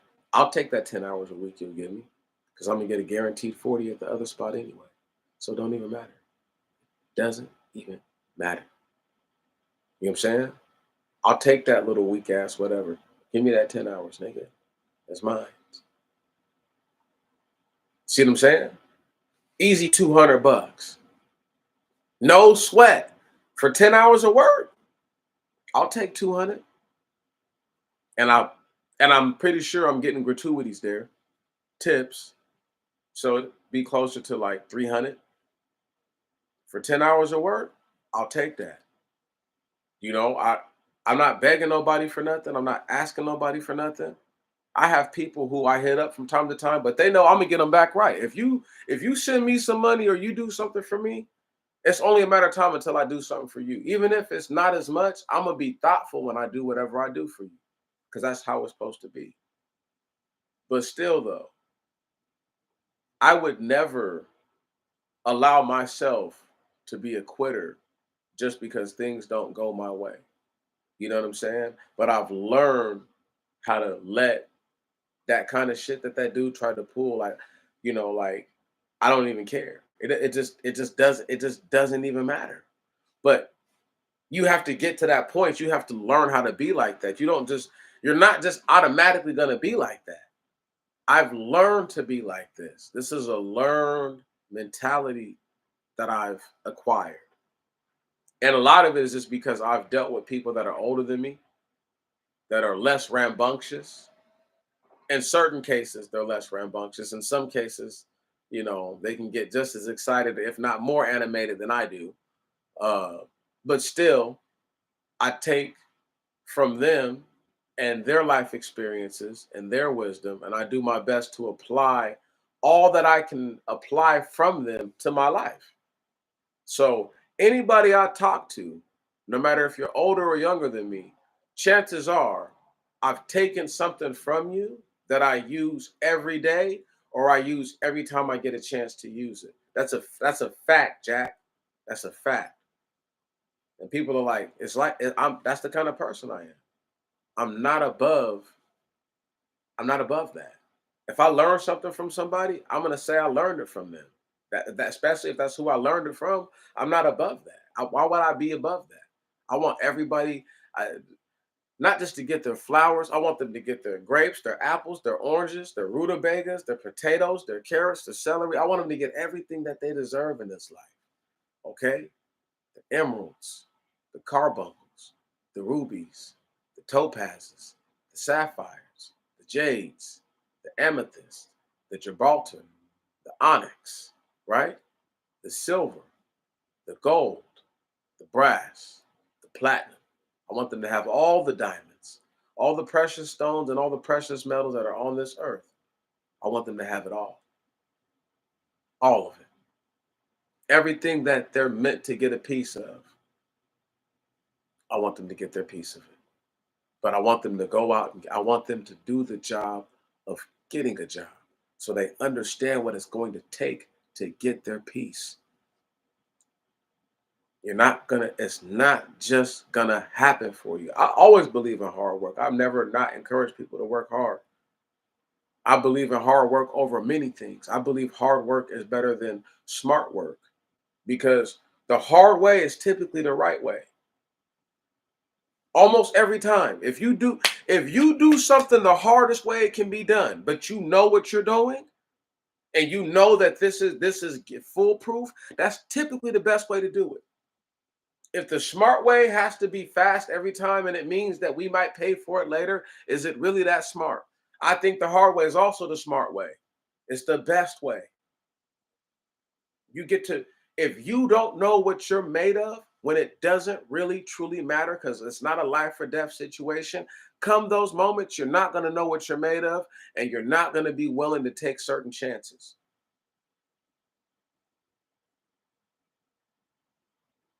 You have to know what you're made of.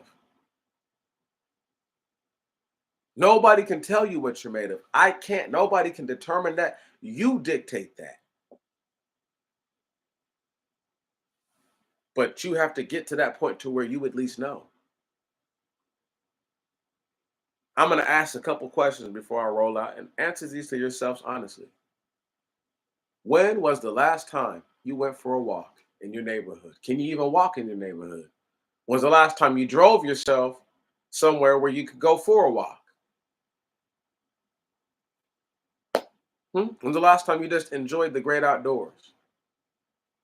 The real best things in life, like the for free version. Not that I have to have money to go here to enjoy myself. I'm just going to go and just enjoy myself. When's the last time you did that? Packed a sandwich or two, whatever your beverage you like to drink, beer, juice, wine, liquor, whatever. Maybe roll something up, you know, got your dog with you or your pistol in your back, whatever. When's the last time you just went and did that and just enjoyed yourself? Right. These are that's an important question. When's the last time you challenged yourself? Where you said, you know what, I'm gonna act like my car broke down today. And I'm gonna figure out how I would get to work or how I would get to my normal routine. What would I need to do to still accomplish that? Was the last time you put yourself through these kind of rigors? Was the last time you said, you know what? I'm not gonna take my phone with me today. No phone today.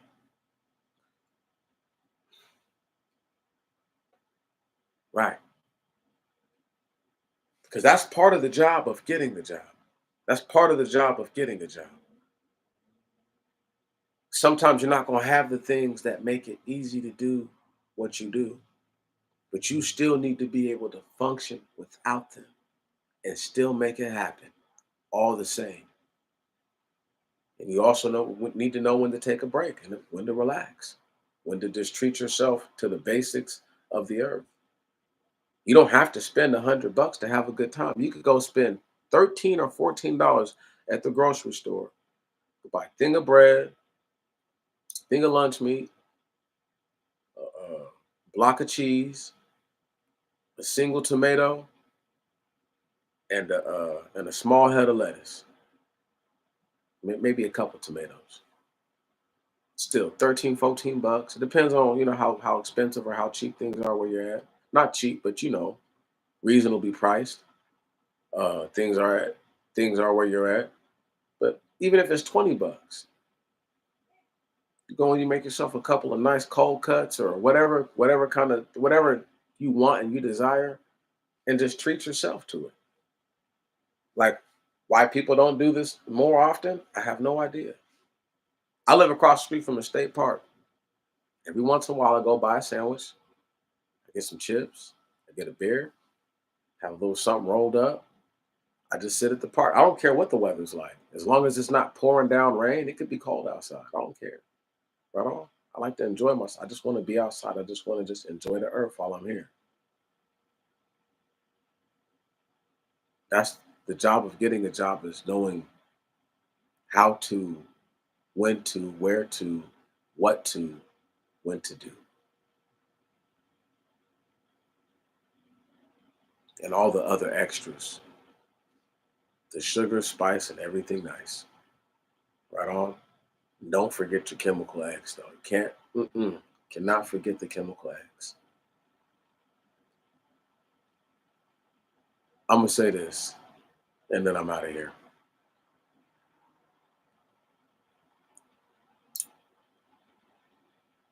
The more you see people try not to do things that they should do, is the more you should stay away from them.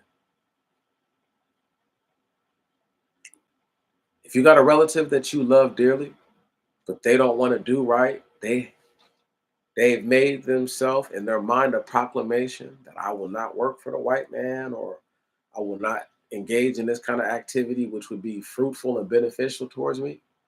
Those are the types of individuals you have to stay away from, because they're going to try to bring your life down. Whether it's on purpose or not doesn't even matter. They're going to try to bring your life down because they don't understand the need to pursue their own. You got to fight for yours. The same way they want to get high on drugs, the same way they want to lay up with women, the same way they want to drink all day and party all night, right? All that energy that they put into that is the same energy they're supposed to put into having something. And if they won't do the job of getting a job, they don't deserve anything from you. My God said not to help the wicked. What say you? I salute you. Salute you again. And I salute you once more.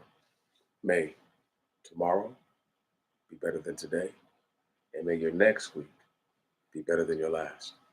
I'm telling you right now, That if they only understood and appreciated that the job of getting a job is the job within itself, they would honor all activities that they do, and they would use all their energy, and they wouldn't waste a single bit of it on anything that does not matter. Right on? If it's not going to help you, it's going to hurt you.